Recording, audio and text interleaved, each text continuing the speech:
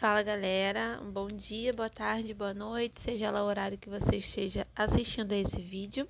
Hoje vamos dar continuidade à leitura do livro A Justiça é uma Mulher Negra, de Lívia Santana Vaz e da Kiara Ramos. Essa é a segunda parte do primeiro girê, Mulheres Negras, o Ontem, o Hoje e o Porvir. A segunda parte a gente começa aqui nesse ponto. Mulheres negras tecendo justiça e liberdade. Você pode me marcar na história com suas mentiras amargas e distorcidas. Você pode me esmagar na própria terra, mas ainda assim, como a poeira, eu vou me levantar. Assim como as luas e como os sóis, com a certeza das marés, assim como a esperança brotando, ainda assim eu vou me levantar. Você pode me fuzilar com suas palavras, você pode me cortar com seus olhos, você pode me matar com seu ódio, mas ainda assim, como o ar, eu vou me levantar. Saindo das cabanas da vergonha da história, eu me levanto. De um passado enraizado na dor, eu me levanto. Sou um oceano negro, vasto e pulsante, crescendo e jorrando. Eu carrego a maré. Abandonando as noites de terror e medo, eu me levanto para um amanhecer maravilhosamente claro. Eu me levanto trazendo as dádivas que meus ancestrais me deram. Eu sou o sonho e a esperança dos escravos. Eu me levanto, eu me levanto, eu me levanto. Da Maya Angelou, ainda assim eu me levanto. A encruzilhada é um lugar de dor e de potência. A partir dela, uma legião de vozes se insurge contra as violências e as injustiças. Carregando a maré na alma, as mulheres negras da diáspora foram grandes estrategistas da sobrevivência, da resistência e da luta pela liberdade. Quando dizemos que os nossos passos vêm de longe, queremos ressaltar que se hoje estamos aqui, dentro do sistema de justiça e da academia jurídica, podemos tecer essa narrativa insurgente.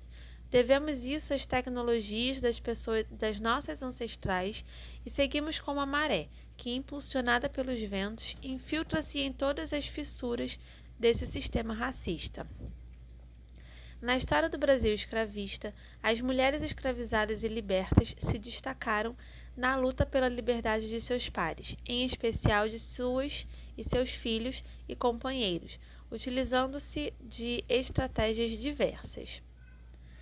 Notadamente, a formação de quilombos e comunidades religiosas, a compra de alforria e o ajuizamento de ações de liberdade é como se existisse uma espécie de moeda das próprias dores para transformá-las em combustível para a insurreição, para a construção de uma justiça insurgente. Com efeito, a maternidade e a separação entre mãe e filhos escravizados foi uma tônica na justiça por libertação no período escravocrata, levando as mulheres negras a protagonizar muitas dessas ações de prenúncio da abolição. Mas, para além disso, essas mulheres almejavam uma liberdade para se defenderem das violências físicas e sexuais, e que eram constantemente submetidas, e ainda para alcançarem condições econômicas por meio do trabalho que lhes permitissem emancipar outras pessoas escravizadas. Apesar das determinações contidas nas leis 10.639 de 2003 e número 11.645 de 2008, os currículos oficiais de ensino, os livros didáticos e a formação de professores ainda permanecem em grande medida alicerçados numa visão eurocêntrica. Visão essa que, através do racismo epistêmico, marginaliza ou desconsidera as epistemologias africanas da diáspora africana e ameríndias. Nesse contexto, para além dos apagamentos históricos operados pelo racismo epistêmico, seu entrelaçamento com o sexismo tem reforçado uma peculiar indiferença à participação das mulheres negras na luta por liberdade e igualdade racial na história do Brasil. Vamos então dedicar esse momento do primeiro girê, Mulheres Negras, o Ontem, o Hoje e o Porvir, ao resgate de algumas dessas memórias, reverenciando aquelas que nos permitiram chegar até aqui, tecendo cada uma ao seu modo justiça e liberdade, Embora sejam inúmeros os papéis dessas mulheres negras ao longo do tempo, aqui daremos ênfase a algumas figuras históricas, como guerreiras quilombolas, ganhadeiras e líderes religiosos, que reforçam a nossa perspectiva de que a justiça é uma mulher negra que inspira e potencializa nossa força transformadora. Nossos passos vêm de longe e de muito antes. Nossos passos vêm de longe e de muito antes da escravização de nossos ancestrais. No entanto, a representação colonial da história do povo negro nos livros didáticos brasileiros reproduz muitos silêncios e esvaziamentos que afetam nossas subjetividades. Não nos contam que a nossa terra ventre do mundo foi também berço da medicina, da matemática, da metalúrgica e de importante legado cultural, artístico, científico e civilizacional. Não nos revelam as origens das pessoas negras sequestradas, escravizadas e trazidas para o Brasil, muitas das quais pertenciam à realeza dos diversos reinos africanos existentes no período. Parafraseando Macota Valdina, nós não somos descendentes de escravos, nós somos descendentes de seres humanos que foram escravizados. Isso também não nos contaram, que as nossas ancestrais eram princesas e rainhas guerreiras e que nós também herdamos delas resiliência, coragem e perseverança na luta por libertação e igualdade. Por isso, se as nossas memórias mais recentes, ou pelo menos aquelas que decorrem das narrativas que nos foram apresentadas pelo colonizador, nos remetem às dores do processo de opressão do nosso povo, é necessário resgatar também nossas histórias de luta, resistência e prosperidade. Nós somos muito mais do que nossas dores e essas mazelas não nos definem. Precisamos então nos permitir falar para além das nossas cicatrizes. É preciso recolher todas as nossas vozes, mudas, caladas, engasgadas nas gargantas, para nos emanciparmos através da fala, mas também através do ato, fazer ecoar a nossa vida e liberdade. Com esse propósito de vislumbrar os passos das nossas ancestrais, que nos abriram tantos caminhos, vamos retomar a história da rainha Nzinga, popularmente conhecida como a rainha Ginga ou Ginga, ou ainda como Dona Ana de Souza pelos portugueses, que durante o século XVII governou o Dongo, chegando ao poder graças à bravura militar, à manipulação habilidosa da religião, à diplomacia bem-sucedida e à notável compreensão política. Depois da morte do rei Kazenda em 1592, dos familiares de Nzinga assumiram o poder até que ela se tornasse rainha. O filho de Kazenda, Mibandi e Nigola, entre 1592 e 1617, e o irmão de Nzinga, Nigola Mibande, entre 1617 e 1624. Esse foi um período de crise para o reino porque o fracasso das negociações diplomáticas ocorreram sucessivas batalhas contra os portugueses, resultando na captura de inúmeras pessoas para o tráfico negreiro. Sem possibilidade de enfrentar o poderio militar de Portugal, Nigola Mibande teve que se voltar novamente para soluções diplomáticas. Sabendo das habilidades de sua irmã, em 1622, confiou a Nzinga a missão de negociar um tratado de paz com o governador português, João Correia de Souza, em Luanda. Na ocasião, concedeu um novo título a Nzinga, Ginga Bande, enviada oficial, autorizando-a a negociar em nome do rei. Na audiência com o governador português, Nzinga impôs respeito e altivez, representando postura digna de uma rainha, tendo inclusive se recusado a usar vestes portuguesas, escolhendo estrategicamente trajes ambundos. Com notável aptidão para debater questões políticas e econômicas, Nzinga apresentou argumentos legais que se tornariam lendários. Nas tratativas, a enviada oficial prometeu aliança com os portugueses contra inimigos comuns, tendo, no entanto, se recusado ao pagamento de tributo anual em escravos ao rei de Portugal. Enfática Nzinga argumentou que a imposição de tributos apenas era cabível a quem fosse conquistado e que o rei do Dongo era um soberano que buscava a amizade de maneira voluntária com outro soberano. Para ela, quem nasceu livre deve manter-se em liberdade e não se submeter a outros. Manipulando astuciosamente as questões religiosas, Nzinga concordou em ser batizado e garantiu o tão almejado acordo de paz, voltando triunfante para Dongo. Com a morte de Nigola Mibandi, em 1624, Nzinga assumiu o trono aos 42 anos, quando se tornou a primeira mulher a governar o país. Motivada pela perspectiva de reconstruir sua terra ancestral, ela governou por 5 anos até descumprir o tratado assinado com os portugueses, bloqueando as rotas de comércio para Luanda, o que resultou em investidas contra o Duongo. A rainha Nzinga se refugiou nas ilhas do rio Kwanza, estabelecendo-se no reino de Matamba entre os anos de 1626 e 1627, onde passou a comandar grupos de guerreiros em Bangalas, liderados por ela na guerra contra os portugueses de 1630 a 1656. Poderosa, estrategista e destemida, a rainha Nzinga desafiou todos os limites impostos ao seu gênero, defendeu sua africanidade e liderou exércitos de homens e mulheres em sua batalha contra os brancos escravistas. No auge do seu reinado em 1640, governara quase um quarto do território correspondente atualmente ao norte de Angola. Apenas após quase 3 décadas de resistência à submissão e escravização de seu povo, Nzinga aceitou o novo acordo de paz, quando se converteu pela segunda vez ao catolicismo.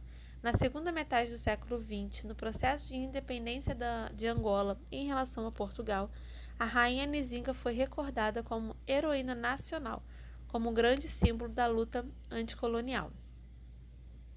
Na tradição oral da diáspora africana, a rainha Nzinga é reverenciada não apenas politicamente, mas também na esfera religiosa pelas Irmandades de Nossa Senhora do Rosário, dos Pretos de Lisboa e de diversas partes do Brasil, onde costuma haver rituais de coroamento das rainhas gingas, principalmente nos estados da Paraíba, Pernambuco, Bahia, Minas Gerais, Goiás e Rio Grande do Sul. A história de Nzinga é um capítulo significativo da história da resistência ao colonialismo. Resistência que perdurou em Angola pelos 400 anos de ocupação portuguesa, tendo atravessado o Atlântico com africanos enviados como escravizados para as colônias americanas, inclusive para o Brasil. A memória de sua perspicácia e obstinação guiou muitas insurgências contra a escravidão. Saber que os nossos passos vêm de longe também significa um compromisso em resgatar histórias de antepassadas como Nzinga, passando adiante a nossa força ancestral, atenuando os perigos da história única e nos permitindo acessar a potência estrategista das mulheres negras. As rainhas e guerreiras quilombolas. Apesar do pouco acesso que tivemos à história como a de Nzinga, sua realeza guerreira desembarcou no Brasil no corpo e na alma de inúmeras rainhas e princesas africanas que foram sequestradas e que, depois da longa e tortuosa travessia transatlântica, foram escravizadas. Mas os seus espíritos insubmissos plantaram aqui a semente da resistência, fundando e desenvolvendo acampamentos guerreiros na floresta, sobrevivendo às sucessivas tentativas de riscarem seus nomes da história.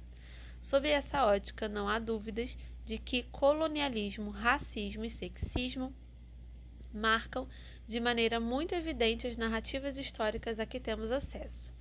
Não foi diferente com os relatos sobre a história dos quilombos no Brasil escravocrata, o que foi documentado sobre a organização política, econômica e social dos territórios quilombolas está, em grande medida, maculado pela visão do colonizador. Mesmo os resgates históricos promovidos ao longo do tempo costumam centralizar as narrativas nas figuras masculinas em detrimento do proeminente papel das mulheres negras no processo de aquilombamento e resistência às opressões da escravidão. De acordo com Edson Carneiro, a respeito da vangueza de informações decorrente em parte pela narrativa limitada dos antigos cronistas que se restringiam a contar o desbarato final dos quilombolas. É possível o estudo genérico das características e peculiaridades dos quilombos, espalhados por todo o território nacional. A fisionomia comum desses espaços de resistência negra concentravam-se em dois aspectos: os motivos de sua formação e a organização social e econômica decorrente da vida em liberdade. O movimento de fuga era em si mesmo uma negação da sociedade oficial e a formação dos quilombos em um fenômeno contra-aculturativo, de oposição ao modelo imposto, mas também de restauração da cultura e estilo de vida africanos.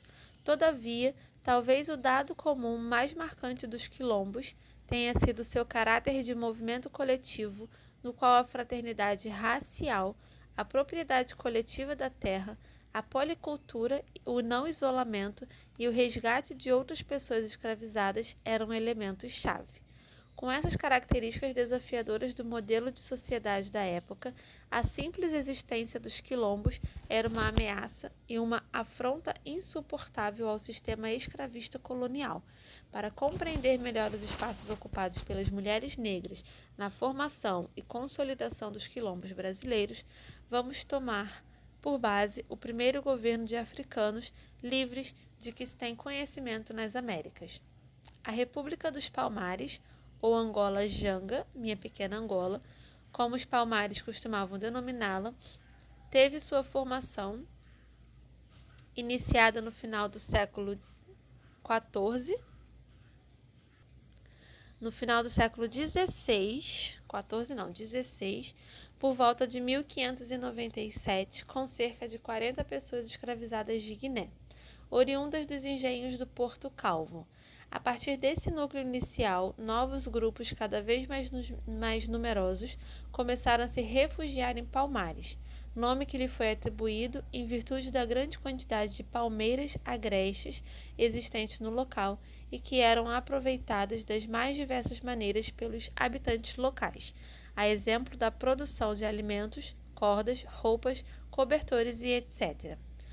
Com seu crescimento demográfico, impulsionado no contexto da ocupação holandesa em Pernambuco, que desarticulou as forças coloniais na região, Angola Janga passou a incorporar integrantes de outros grupos étnicos, como indígenas, mamelucas e brancos. A densidade demográfica palmarina chegou a alcançar entre 20 e 30 mil habitantes, organizados em uma extensão territorial de cerca de 27 mil quilômetros quadrados, descendo de Recife até a Bahia, localizada na Serra da Barriga, uma das regiões mais férteis da capitania de Pernambuco, hoje parte do território do estado de Alagoas. Palmares era concebida pelas autoridades da metrópole como uma ameaça, não apenas pela quantidade de habitantes, mas por sua organização próspera e abundante que desafiava a economia escravista da região. A economia palmarina envolvia um sistema produtivo diversificado que abrangia diferentes setores. Primeiro, o recoletor a partir da caça, da pesca e da coleta de vários tipos de frutos, fibras e vegetais medicinais. Segundo, o artesanal, com produção de recipientes de argila, tecidos, cestos, pilões, instrumentos musicais e materiais como facas e flechas. Terceiro, o metalúrgico, um dos mais desenvolvidos, pois oriundo dos saberes tecnológicos ancestrais de matriz africana, trazidos pelos ferreiros e responsável por boa parte da produção bélica de Palmares. E quarto, o agrícola, que fundado na policultura comunitária passou a ser a base da economia palmarina. Alicerçada na solidariedade e na cooperação, essa produção agrícola de abundância era, nas palavras de Clóvis Moura, a antítese da apropriação monopolista dos senhores de engenho e da indigência total dos escravos produtores. A produção era compartilhada entre as pessoas da comunidade, sendo o excedente igualmente distribuído para épocas de festas religiosas e lazer, trocado por produtos essenciais ou ainda estocado para os períodos de guerra. Ao invés da monocultura das plantations, a policultura, que além de não exaurir o solo, garantia alimento e fartura nas diferentes condições naturais. Ao invés dos grandes latifúndios privados, a propriedade coletiva da terra, com pequenas plantações diversificadas, de base familiar e comunitária, ao invés da baixa produtividade do sistema de exploração escravista, a fartura do sistema produtivo quilombola, decorrente do trabalho livre e cooperativo dos palmarinos.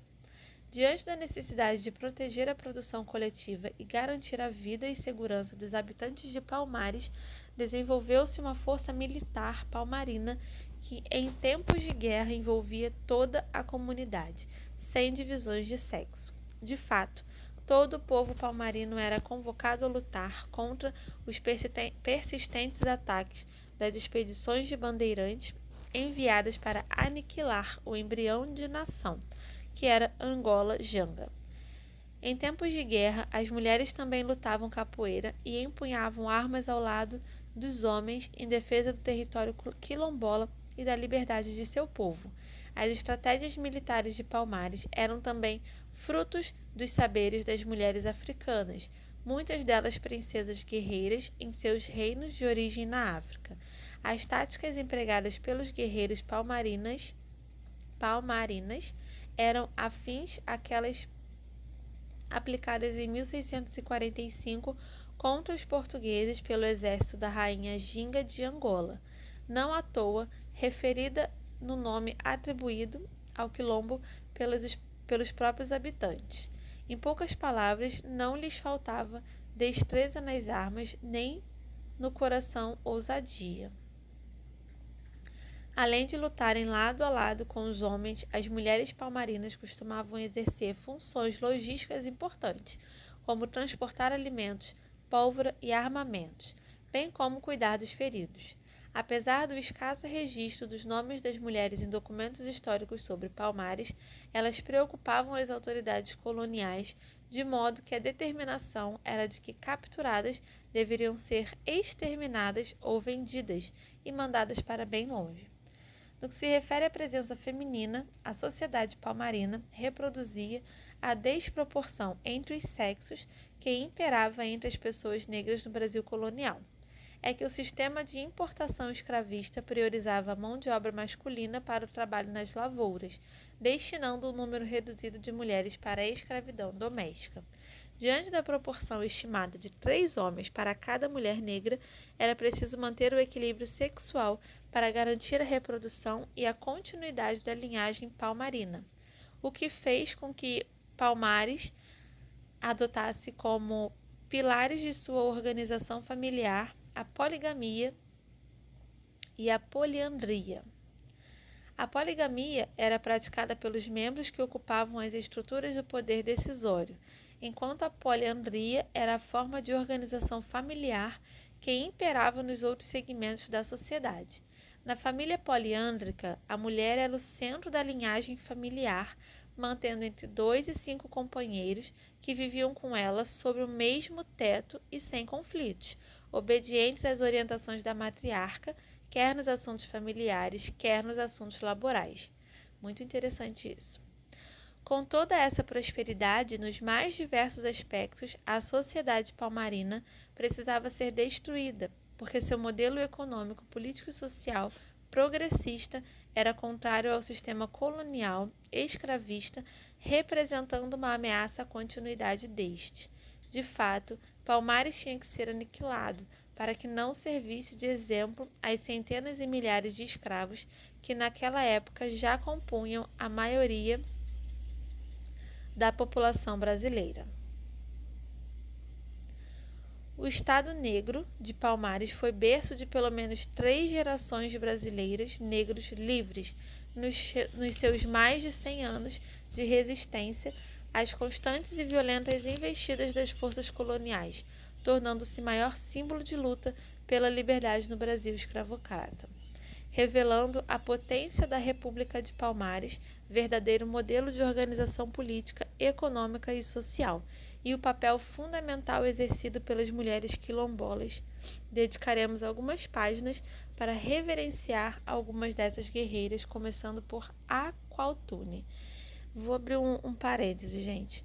No caso, a gente tem acesso a Palmares, né? Sabe que foi aí um símbolo, maior símbolo de luta pela liberdade no Brasil escravocrata, mas a gente não, eu pelo menos, né, não sabia que era uma formação desse jeito, assim, muito interessante, muito perfeito. Vamos lá. Aqualtune. Princesa do Reino do Congo, Aqualtune pode ser simbolicamente apresentada como um imenso baobá, como representação da raiz genealógica da realeza africana no Brasil. Assim como Palmares, muitos outros quilombos foram solo fértil para a continuidade da realeza ancestral de suas mulheres. Filha do rei do Congo, a princesa Aqualtune ficou conhecida por liderar um exército de cerca de 10.000 combatentes contra a invasão de outros reinos africanos aliados de Portugal. Apesar dos esforços com a derrota, Aqualtune foi aprisionada e levada para o castelo de São Jorge da Mina, localizado no atual Ghana, onde milhares de pessoas sequestradas eram aprisionadas para serem embarcadas em navios negreiros para as Américas. Chegando ao Brasil, mais precisamente no porto de Recife, Aqualtune teria sido batizada e marcada a ferro quente com uma flor no seu seio esquerdo, para então ser vendida como escrava reprodutora. Nessa condição, era obrigada a manter relações sexuais com outros escravizados, também destacados como reprodutores. Grávida, Aqualtune foi vendida para o engenho de Porto Calvo, situado no sul de Pernambuco, onde tomou conhecimento da existência de um quilombo conhecido como Palmares.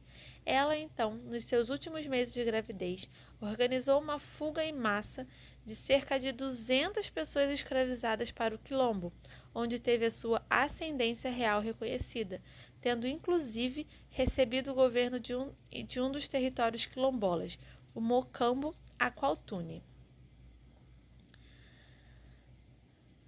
Ganga Zumba e Gana Zona, filhos de Aqualtune, são considerados dois dos mais importantes chefes de mocambos do quilombo, e Sabina, sua filha mais velha, deu à luz um de seus netos, nascido livre em Palmares.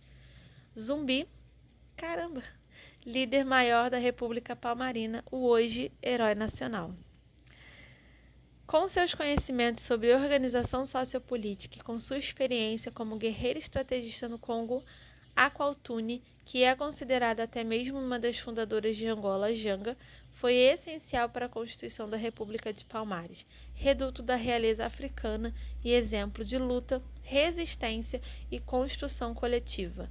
A data e as circunstâncias da morte da rainha Aqualtune não são conhecidas, mas, segundo a lenda, transmitida pela tradição oral, ela teria se tornado um espírito ancestral que conduziu os guerreiros de Palmares em suas batalhas contra as forças coloniais até o fim. Aqualtune foi vó de Zumbi. Nunca ouvi essa história. Dandara dos Palmares. No mesmo quilombo teria vivido a guerreira Dandara dos Palmares, uma das esposas de Zumbi, com quem ela teve 3 filhos. Disse que, além de trabalhar na produção de farinha e de mandioca e na caça, Dandara dominava as técnicas da capoeira e o manuseio de armas com as quais teria lutado nas diversas batalhas decorrentes das tentativas de dominação do quilombo. Estrategista, a guerreira quilombola concebia os planos de defesa da comunidade ao lado de Zumbi, tendo também contribuído para a organização política, econômica e familiar da sociedade de Palmares. Em um dos derradeiros ataques ao quilombo dos Palmares, em 1694, segundo a oralidade popular, Dandara teria se atirado da Serra da Barriga para preferir morrer livre a ser submetida à escravidão. Apesar das disputas narrativas em torno de sua existência, No ano de 2009, foi aprovada a Lei Federal 13.816, em 24 de abril, que inscreve os nomes de Dandara dos Palmares e Luísa Marim no livro dos heróis e heroínas da pátria. Zacimba Gaba. Ainda muito pouco conhecida é a história da princesa Zacimba Gaba, que se tornou importante liderança de um dos primeiros quilombos do Espírito Santo. Oriunda da nação de Cabinda, em Angola, Zacimba foi sequestrada e trazida para o porto da aldeia de São Mateus em 1690, onde foi vendida para o barão José Trancoso, que desconhecia sua origem. Tendo, no entanto, notado que as demais pessoas escravizadas a tratavam de maneira diferente e receoso do seu poder entre os cativos, o barão aprisionou a princesa na Casa Grande, onde ela foi sistematicamente estuprada e torturada.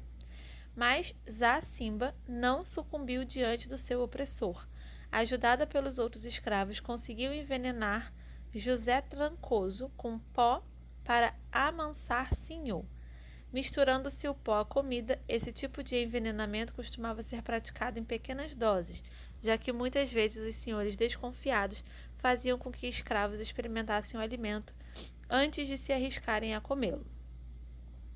Finalmente, após anos ingerindo a mistura, o barão português foi envenenado de maneira fatal.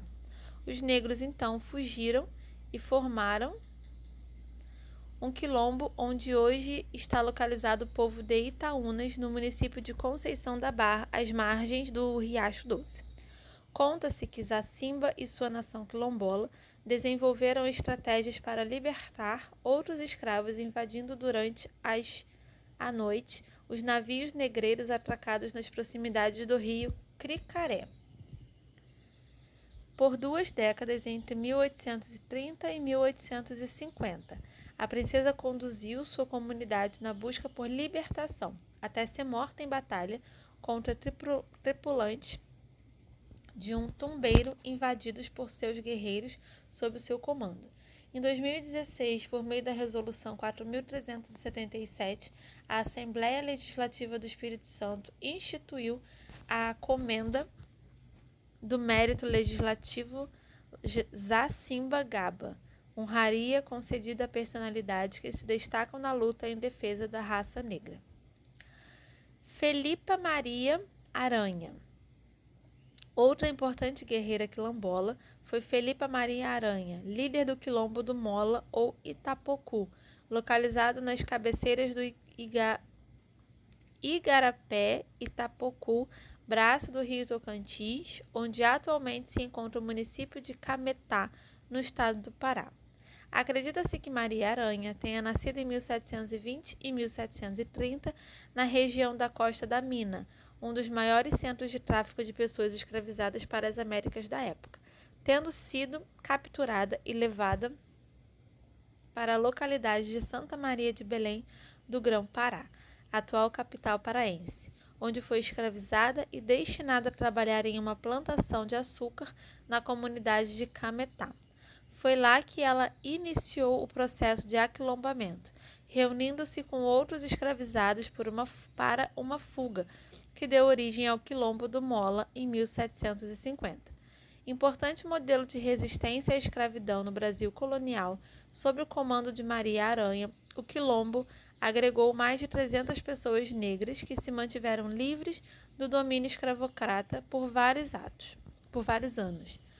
Notável por sua organização social, política e militar, o território, que chegou a formar a Confederação do Itapocu, com 5 quilombos interligados, Mola, Laguinho, Tomásia, Boa Esperança e Porto Alegre, resistiu a diversas incursões das forças portuguesas e de capitães do mato expulsos graças às estratégias militares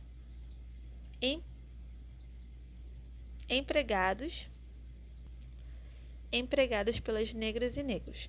Os confrontos apenas cessaram quando Portugal concedeu anistia aos quilombolas, declarando-os súditos da coroa, o que não impediu a continuidade das perseguições por parte das forças imperiais e do próprio Estado, até os dias atuais, sendo importante registrar que apenas em 2013 a comunidade teve seu direito ao território reconhecido.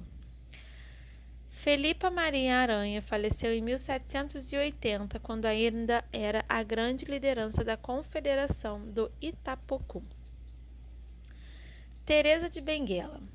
Não nos esqueçamos de Teresa de Benguela, mais uma dentre tantas mulheres negras que enfrentaram o sistema colonial escravocrata. Ela talvez seja a mais conhecida liderança feminina depois das Guerreiras dos Palmares.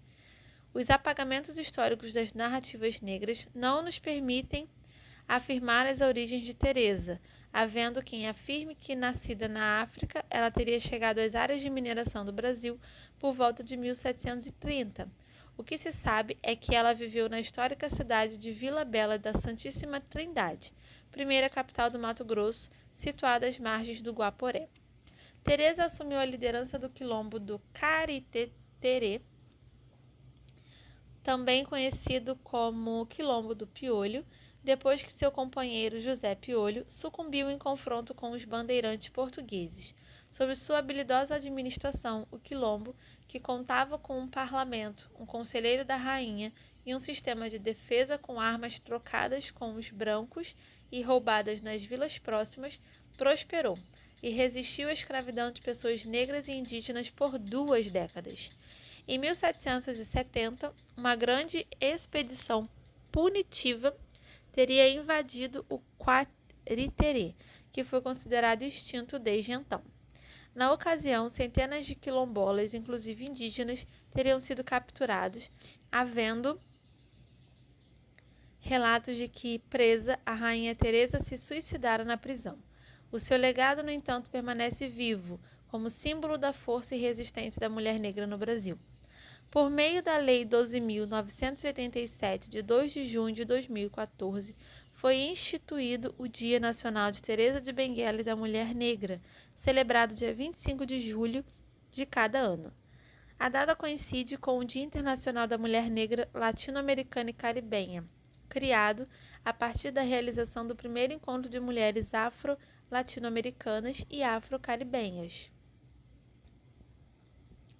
ocorrido em 1992 em Santo Domingo, República Dominicana. Zeferina. São inúmeras histórias a serem resgatadas e reverenciadas, tantas que não caberiam nestas páginas, mas não queremos encerrar esses relatos sem relembrar a guerreira quilombola Zeferina. De origem angolana, Zeferina teria sido submetida à travessia transatlântica na primeira metade do século XIX. Ainda menina, no colo da sua mãe, Amália, que lhe ensinou o poder de sua espiritualidade ancestral, mostrando-lhe como acessar os poderes das inquices. Desembarcou em Salvador, onde, segundo nossa tradição oral, teria se tornado a partir de uma sociabilidade própria dos modelos africanos, uma das fundadoras e líderes do quilombo do Urubu, uma comunidade de resistência situada próxima à capital e formada por escravizados fugidos e indígenas. Atenta às ameaças contra o seu quilombo, Zeferina tinha planos grandiosos, pretendendo se unir aos nagôs, invadir a cidade e matar os brancos escravocratas para alcançar a liberdade plena para o povo negro. O levante estava previsto para o dia 25 de dezembro de 1826, tendo, no entanto, sido antecipado em virtude de um ataque inesperado de capitães do mato, ocorrido no dia 17 de dezembro, sob o comando de Zeferina. Cerca de 50 homens e mulheres armados com facas, facões, espingardas, arcos e flechas derrotaram os invasores, deixando 2 destes mortos e 3 feridos. A polícia, que já tinha conhecimento da existência do quilombo e planejava atacá-lo, antecipou-se e adotou providências imediatas. Uma tropa de 20 praças do batalhão de Pirajá e outra composta de 12 soldados e um cabo da divisão militar fizeram junção na Baixa do Urubu.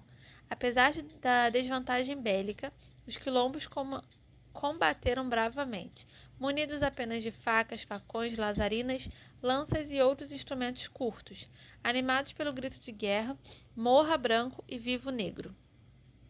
Ao fim do combate, Uma mulher e 3 homens do quilombo foram mortos. Outras tantas fugiram e alguns foram presos justamente com a rainha Zeferina, que de arco e flecha nas mãos teria custado bastante a entregar-se à prisão. Impiedosos, os escravocratas amarraram Zeferina, que foi levada do quilombo do Urubu até a Praça da Sé, ouvindo as mais aviltantes ofensas pelo caminho. A guerreira Zeferina, enraizada na sua espiritualidade, se manteve altiva e firme até o fim, quando foi assassinada no Forte do Mar. Foi a primeira vez que se registrou a palavra candomblé para se nomear o refúgio dos negros rebelados. O quilombo do Urubu mantém viva até hoje uma lenda associada ao pássaro mítico que lhe dá nome. Segundo os quilombolas, durante as batalhas, as sacerdotisas entravam em transe e invocavam o urubu, enviando-o até a África com os pedidos de ajuda aos ancestrais.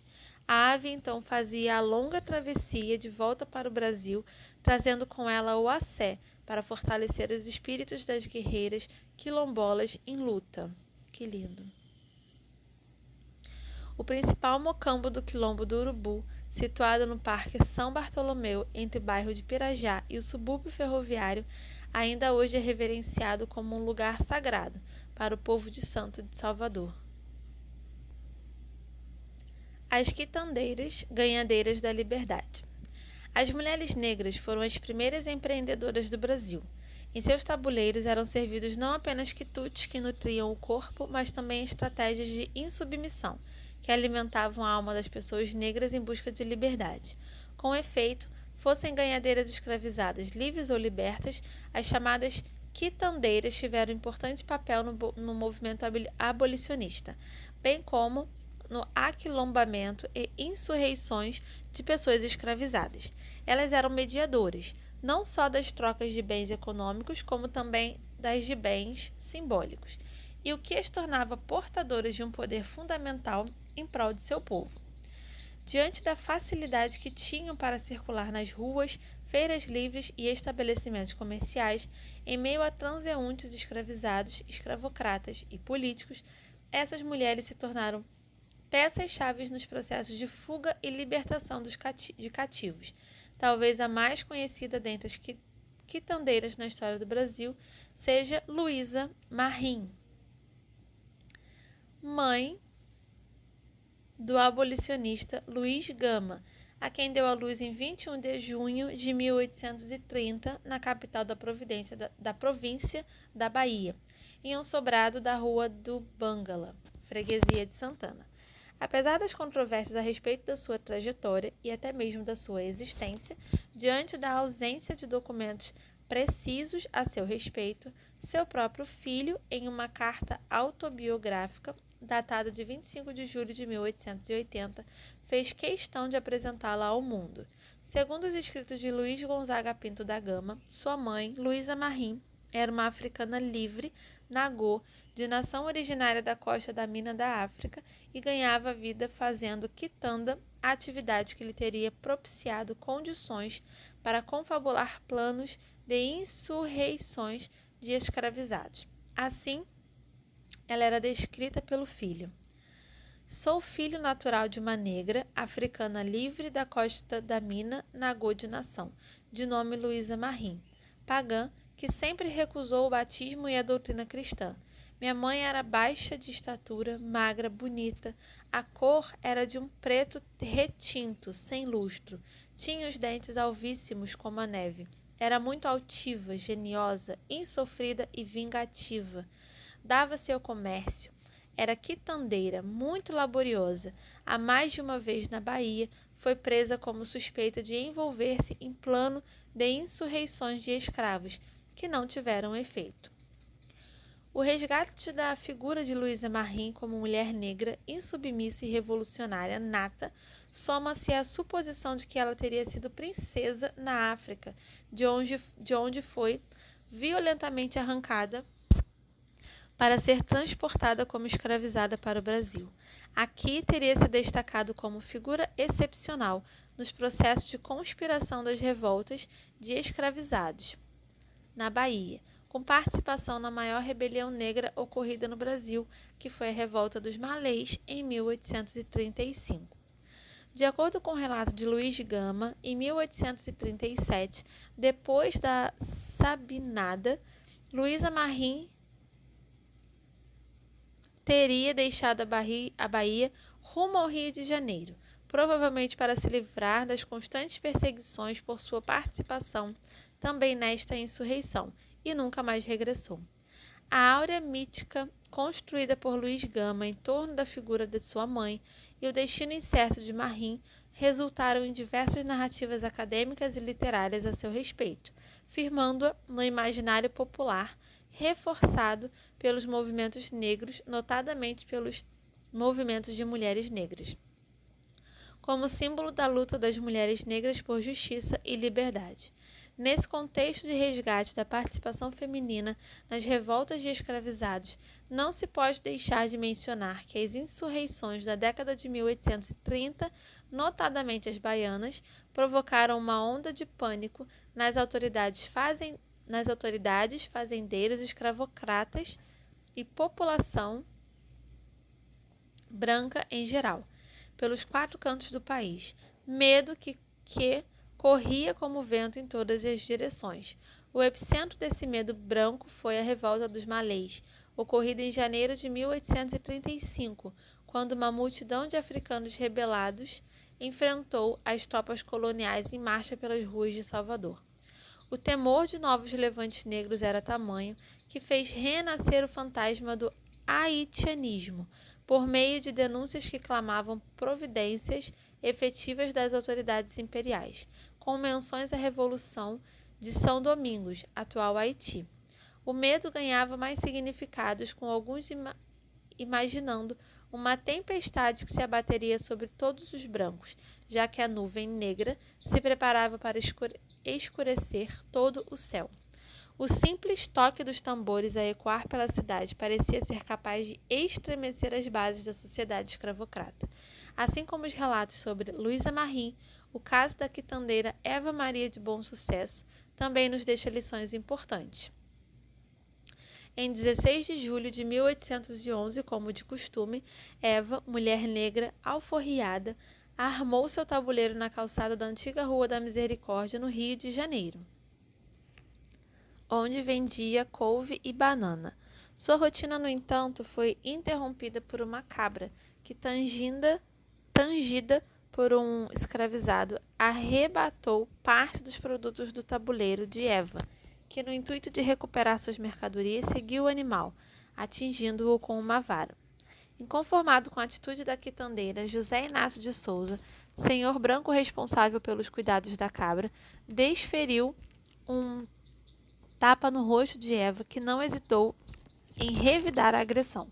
O caso foi parar na justiça, resultando na prisão de José Inácio, após o depoimento de 30 pessoas a favor de Eva, todas unânimes em confirmar a agressão do homem branco e os atributos morais de sua vítima.